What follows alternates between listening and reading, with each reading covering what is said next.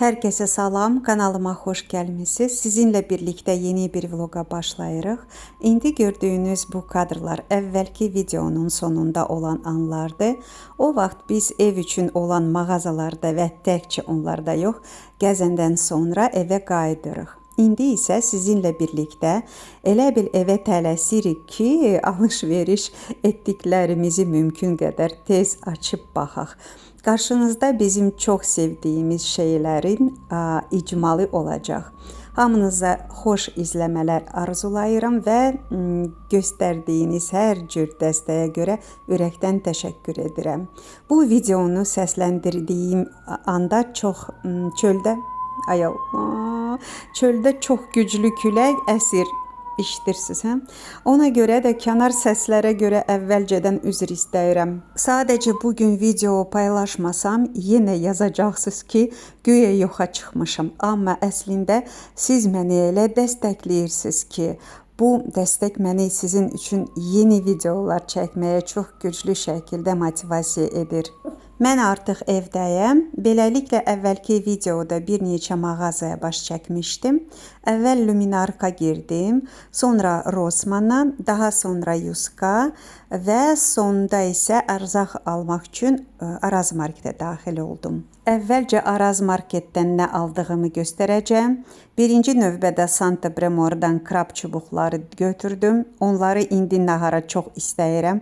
Elə indi, təcili, indi rakvinaya qoyacağım, qoy ərisinlər.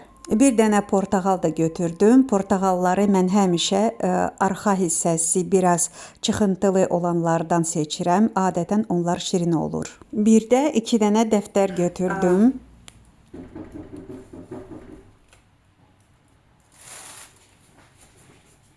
Kimdi? Ne?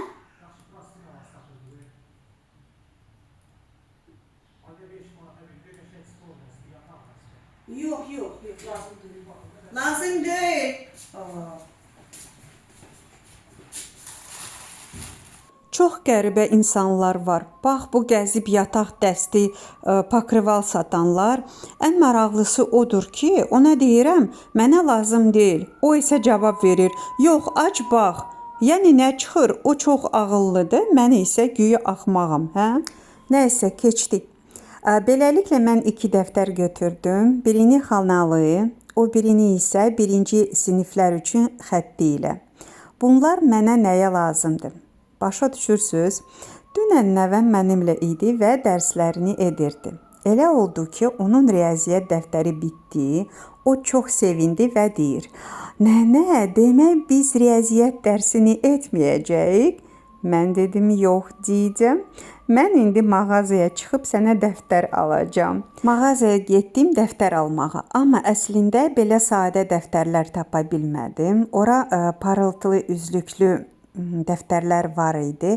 Mən başa düşdüm ki, onlar sadə dəftərlərdən istifadə edirlər. Nəvəm bəzən mənimlə olur və biz birlikdə onun ev tapşırıqlarını edirik.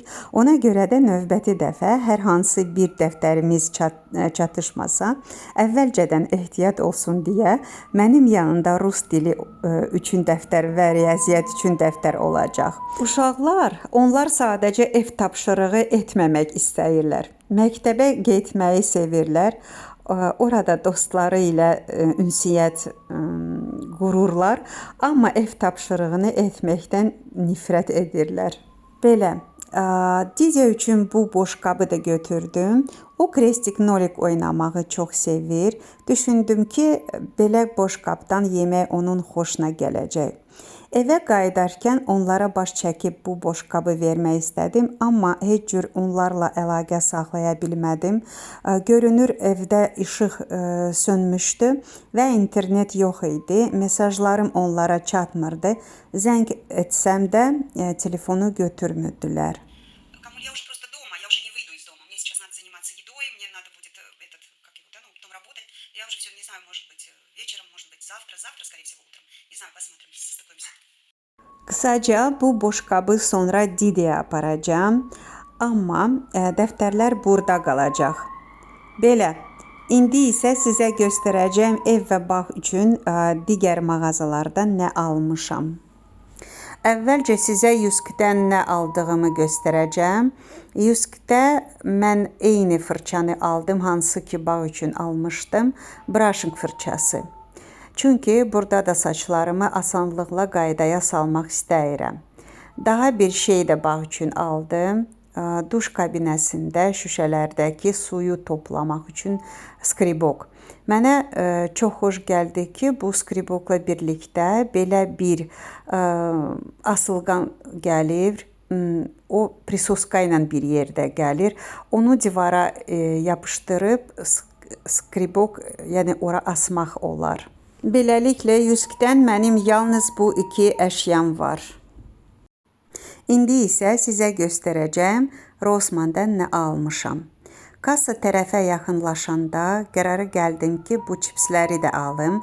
Onlar kassanın yanında rəfdə idi.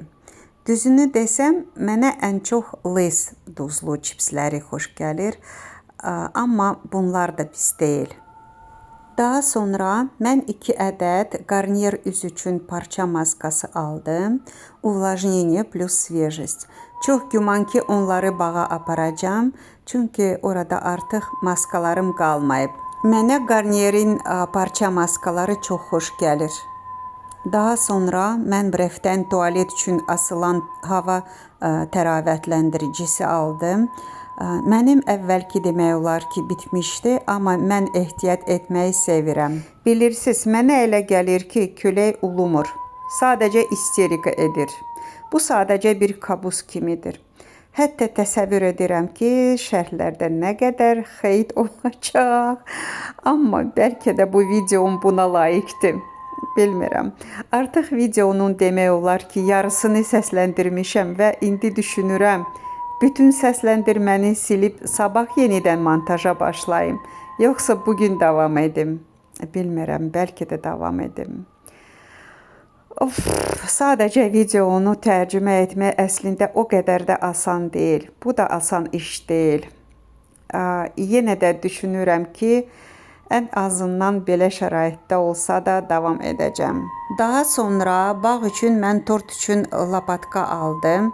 Orada onun yox idi, amma tort lapatkası mətbəxdə lazım olan əşyadır.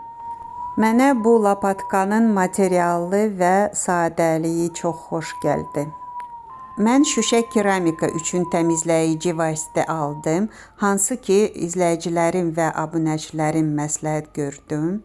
Amma yalnız onu almamışam, həm də bir skribok aldım, çünki mənim başa düşdüyüm qədər tək vasitə ilə iş bitmir. Əvvəl mayını səpmək lazımdır, biraz işləməsinə icazə vermək, sonra isə skribokla biraz kömək etmək olar. Sonra mən diş ipi aldım, xüsusilə Oral-B'nin bu ipin üstün tuturam, çünki istifadə etmək çox rahatdır. Adətən nanə ətirli olanı alıram, amma bu mənim fikrimcə nanə ətirsiz idi, digəri sadəcə yox idi. Dişlərlə bağlı olaraq mən həm də belə fırçalar aldım. Dişlərin aralarını təmizləmək üçün.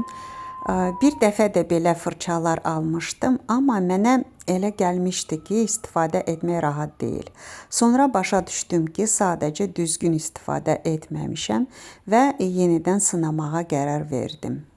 Beləliklə, bunlar Rossmanndan bütün alış-verişim idi.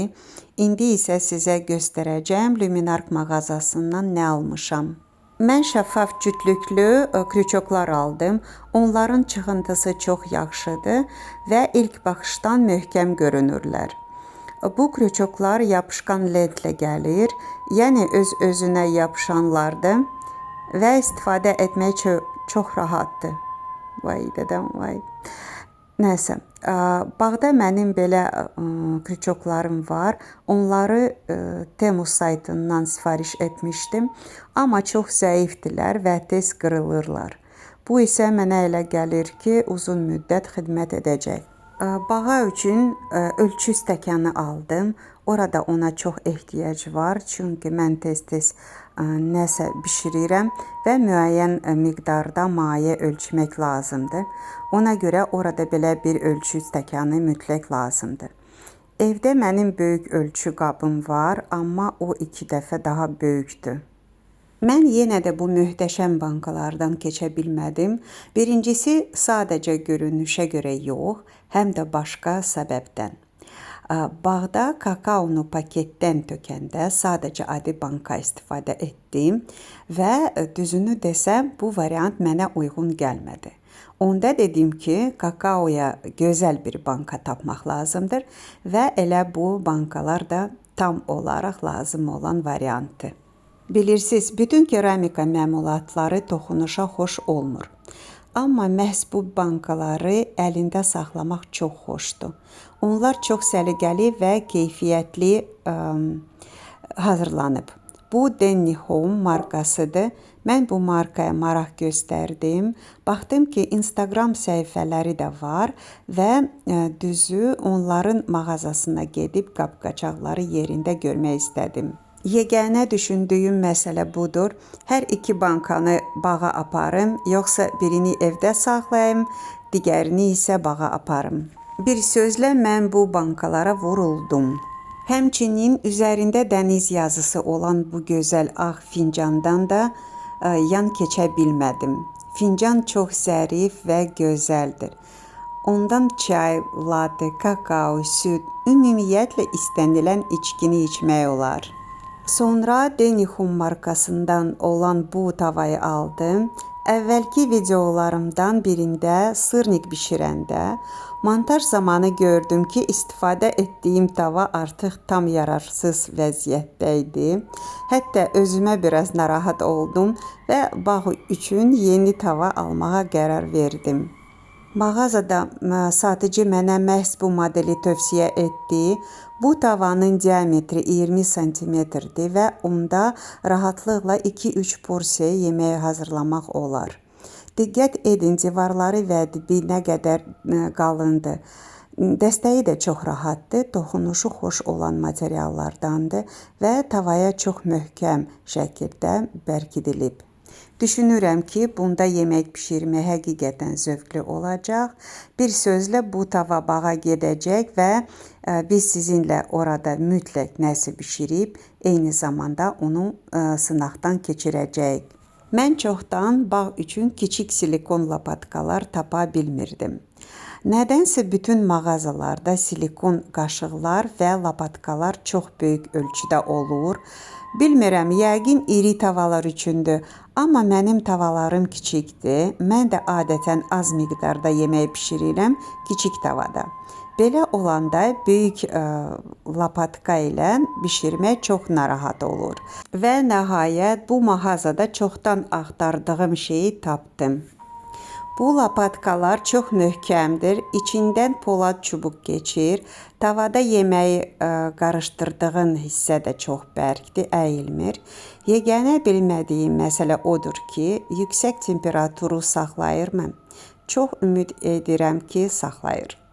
Amma böyük ehtimalla bunlar elə isti yeməklər üçün nəzərdə tutulub. Materialı da çox xoşdur, əlində tutmaq rahatdır və bəli, bu lapatkalar da Denny Home markasındadır. Mən lapatkaları 2 rəngdə götürdüm, boz və qara. Ümid edirəm ki, bağda yemək bişirəndə onlardan istifadə etmək mənim üçün çox rahat olacaq. Ən önəmli məqam isə budur. Mən ümumiyyətlə qab mağazasına niyə görə getmişdim? Məqsədim geyzer qəhvə dəmləyicisi tapmaq idi və mən onu tapdım. Hətta daha da yaxşısı onu aldım. Bu sadə 200 ml geyzer qəhvə dəmləyicisidir və qiyməti 22 manat idi. Halbuki bir market tətbiqində mən 100 ml-likini 40 manata tapmışdım. Üstəlik keyfiyyəti də çox pis idi. Fərq elə bil göy ilə yer kimidir. Biraz sonra biz onu birlikdə sınaqdan keçirəcəyik və mən sizə öz rəyimi bildirəcəm. Amma bugünə qədər mən onu aktiv istifadə edirəm. Yəqin ki, bu çox şeydən xəbər verir. Həmçinin rəng baxımından mətbəx interyerinə çox yaxşı uyğun gəldi. Ümumiyyətlə hesab olunur ki, Geyzer qəhvə dəmləyicisində hazırlanmış qəhvə və filtrdən keçirilmiş qəhvə daha faydalıdır. Çünki qəhvə dibi və xolesterini artıran yağları yoxdur. Geyzer qəhvə dəmləyicisində hazırlanmış qəhvə, eləcə də espresso filtrsiz sayılır və bu maddələrdən daha çox ehtiva edir. Amma hələ də qəhvə dib ilə birlikdə olan fincanda hazırlanan qəhvədən daha faydalıdır. Çünki su ilə təmas müddəti türk qəhvəsinə nisbətən daha qısadır. Və nəhayət son alışım fen. O bağa gedəcək, çünki orada mənim fenim yox idi. Mənə bu fen həm qiymətinə, həm görünüşünə, həm də gücünə görə çox xoş gəldi. Mağazada sınadıq, hər şey məni qane etdi və düzünü desəm, mən məmnunam. Xarici görünüşü mənə kosmik raket şatılını xatırladır. Bu fenin 2 hava sürəti və 2 isitmə rejimi var. Fen 2 nasadka ilə gəlir, amma düzünü desəm, mənim üçün sadə nasadka kifayətdir. Qısaca desək, fen də bağa gedəcək və onu da sınaqdan keçirəcək. Beləliklə, bugünkü alış-verişim belə oldu. Mən onlardan çox məmnunam. İndi isə gəlin birlikdə Geyzer qəhvə dəmləyicisini sınayaq. Üstəlik mən çox istəyirəm ki, bir fincan qəhvə içim.